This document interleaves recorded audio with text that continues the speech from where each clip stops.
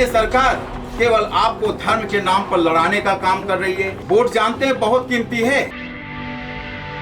जहां जहां भारतीय जनता पार्टी की सरकार है, वो चाहे गुजरात में हो या उत्तर प्रदेश में, हरियाणा में हो, राजस्थान में हो, मध्य प्रदेश में हो, उत्तराखंड में, सभी जगह प्राथमिक विद्यालय को बंद करने या मर्ज करने का काम कर रही है। उसी क्रम में आपके यहाँ भी अभी 27,000 विद्यालय को बंद करने का ऐलान हमारे मुख्यमंत्री जी ने किया है। मालूम है ना आपको? और उन्होंने आप लोगों की थोड़ी सी आवाज के कारण उन्होंने कहा कि हम इस पर रोक लगाएंगे, लेकिन अभी पूरी तरह से वापस नहीं हुआ है। जब प्राथमिक विद्यालय बंद हो जाएंगे तो आपके बच्चे पढ़ेंगे कहाँ? पढ़ पाएंगे? नहीं पढ़ पाएंगे, क्योंकि हमारे सबके पास इतने साधन संपन्न हम लोग नहीं हैं। ये सरकार, ये आपके शिक्षा के जो अधिकार है, जो संविधान में है कि बच्चों को निःशुल्क शिक्षा होनी चाहिए, इस पर रोक लगाने का काम ये सरकार कर रही है।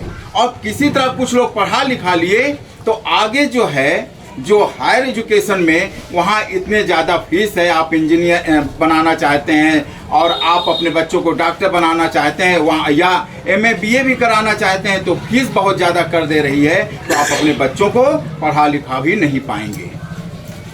समझ रहे हैं ना इस बात को? ये सरकार कर रही है। और जो भी कमजोर तबका किसी जाति धर्म का है, किसी भी मजहब को मानने वाला है, ये समस्या सभी के लिए है, केवल पिछड़ा दलित अल्पसंख्यक के लिए नहीं। जो कमजोर तबका है सबको समस्या का सामना करना पड़ेगा, क्योंकि ऐसा नहीं है कि सभी धनवान हैं। गांव में कुछ लोग पैसे वाले हैं, बाकी सब लोग की स्थिति बहुत अच्छी नहीं है। और ये सरकार जब से आई है स्थिति और कमजोर हो जा रही है, क्योंकि सबको रोजगार मिलेगा तभी तो आपका घर का विकास होगा।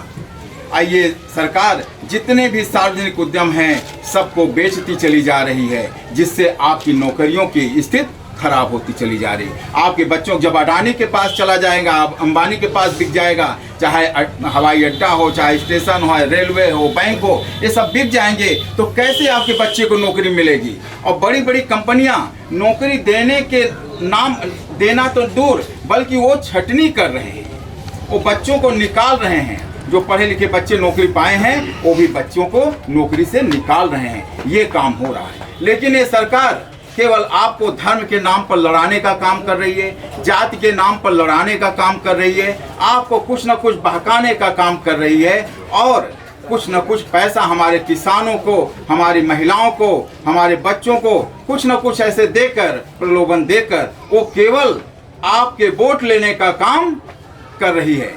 वोट जानते हैं बहुत कीमती है, क्योंकि जो वोट होता है उसी से आप अपने राजा का चुनाव करते हैं। वो राजा जो आपके लिए कानून बनाता है, आपके लिए सुख सुविधा मुहैया कराता है, क्योंकि उसी के आदेश पर होता है। जैसे स्कूल बंद हुआ, किसके आदेश पर? जिसको आपने वोट देकर भेजा है।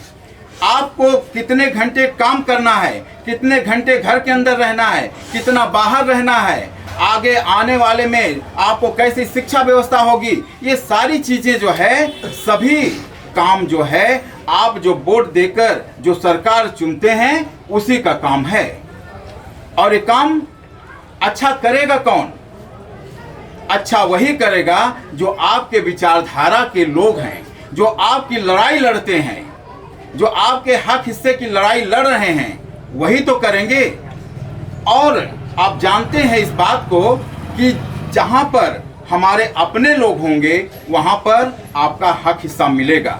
लेकिन जो लोग बैठे हैं, वो जिसके लिए बैठे हैं, उनका काम हो रहा है कि नहीं हो रहा है? अडानी का काम हो रहा है, अंबानी का हो रहा है, पूंजीपतियों का जो है कर्ज माफ हो रहा है ना, उनको सुख सुविधाएं मिल रही है, वो अपने लोगों को देते चले जा रहे हैं। एक छोटा सा उदाहरण आपको बताते हैं। 69,000 प्राइमरी के टीचर की वैकेंसी आई थी और उससे 18 में था, 5 साल हो गए। उसमें जो है आपके जो पिछड़ा वर्ग है, दलित समाज के बच्चों का कोटा पूरा नहीं किया गया, आपकी नौकरी सामान्य वर्ग के लोगों को दे दिया गया। आज 5 साल से आपके बच्चे धरना प्रदर्शन लखनऊ में लगातार कर रहे हैं, लगातार लखनऊ में धरना प्रदर्शन कर रहे हैं और अपना हिस्सा मांग रहे हैं, अपनी नौकरी मांग रहे हैं कि हमारा जो हिस्सा है, हम पास हुए हैं, हमारा हिस्सा तो दीजिए। लेकिन वो काम सरकार नहीं कर रही है। वो लोग कोर्ट गए, कोर्ट के माध्यम से वो जीते, कोर्ट ने कहा कि हाँ इनके साथ अन्याय हुआ है, इनका हिस्सा मिलना चाहिए, लेकिन वह हिस्सा कोर्ट नहीं दे रहे हैं। फिर वो सुप्रीम कोर्ट गए और वहां सरकार पैरवी नहीं कर रही है। ये आप देखिए ये सरकार कैसे आपके साथ अन्याय कर रही है। ये लड़के जो हैं ये अपने नेताओं के पास जो आप चुनकर भेजे हैं पिछड़ा दलित लोगों को, जो जाकर भाजपा में बैठे हुए हैं, मंत्री बने हुए हैं, उनके पास विधायक बने हुए, सांसद बने हुए हैं, उनके पास लगातार जा रहे हैं, कह रहे हैं कि मेरी लड़ाई है। तो आपको यही तो वादा करके आए थे कि आपकी लड़ाई हम लड़ेंगे, लेकिन वो लड़ने का काम नहीं कर रहे हैं, बल्कि वहां पर जा रहे हैं तो उनके ऊपर लाठियां बरसाई जा रही हैं। ये आप देखिए कि कैसे आपका हक हिस्सा छीना जा रहा है। और ये सरकार जो आपका वोट है वह वोट चुराने का काम कर रही है। आप जानते हैं जब चुनाव आता है हमारे बहुत से भाई कहते हैं अपना कार्ड लेकर जाते हैं, कहते हैं कि कार्ड लेकर गए तो कहते हैं कि हमारा नाम ही नहीं है। होता है ना ये बात। और ये सरकार क्या कर रही है? अभी आपने बिहार में चुनाव होने वाले हैं, आपने देखा लगातार आ रहा है, कुछ हमारे बच्चे व्हाट्सएप पर और फेसबुक करते हैं, एंड्रॉइड फोन रखते हैं, उसमें न्यूज आ रही है, टीवी पर न्यूज आ रही है। उसमें आपने देखा होगा वहां 65 लाख लोगों का नाम काट दिया गया है नाम, और अपने लोगों को जोड़ दिया गया। कुछ कुछ तो ऐसे मिले हैं कि एक छोटा सा मकान है उसमें 200 लोग रह रहे हैं। संभव है?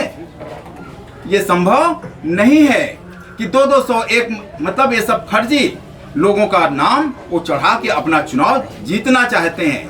एक घटना बनारस की है, एक पिता हैं, उनके जो है 50 लड़के और उनकी एज 50 साल, लड़का 72 साल का। अब आप सोच लीजिए कि यानी कैसे आप वो जो है नाम चढ़ा के इस तरह जो है वो अपने लोगों को आपका काट के अपने लोगों का नाम जुड़वा दिए। और आप तो देखते समझते नहीं, आप तो कहेंगे कि अरे वोट हम एक नहीं देंगे तो क्या हो जाएगा।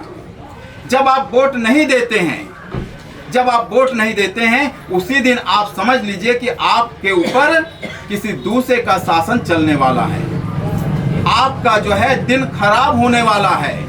इसलिए आपको पहली बात तो सोच लीजिए, वोट देना जरूरी है।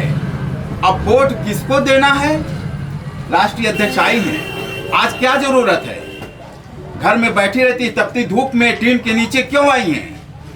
आपको ये बताने के लिए कि वोट अपने लोगों को दीजिए। जब आप अपने लोगों को देंगे, जब वहां बैठेंगे तो जानेंगे ना किसानों की क्या परेशानी है। खाद नहीं मिल रहा है, बीज नहीं मिल रहा है, और बिजली नहीं मिल रही है, बिजली महंगी हो रही है, बच्चों को रोजगार नहीं मिल रहा है, स्कूल बंद हो रहे हैं। ये बात समझ में आएगी ना, ये बात समझ में आएगी तो आपके लिए कानून बनाएंगे जिससे आपका हित हो, जिसमें आपका हित समाहित हो।